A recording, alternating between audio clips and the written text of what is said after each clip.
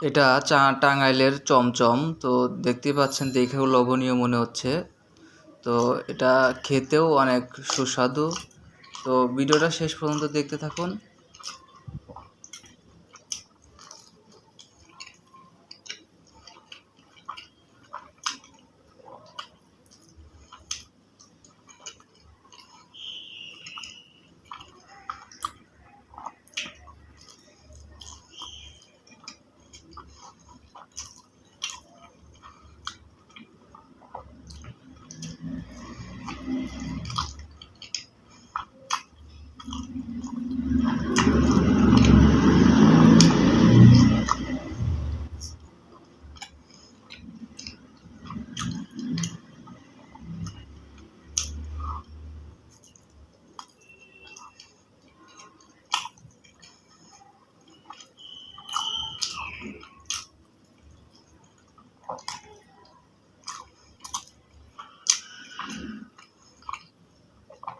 আমি অনেক মজা করে 3টা মিষ্টি খেয়ে ফেললাম। তো আপনারাও চাইলে টাঙ্গাইলের মিষ্টি খেয়ে দেখতে পারেন।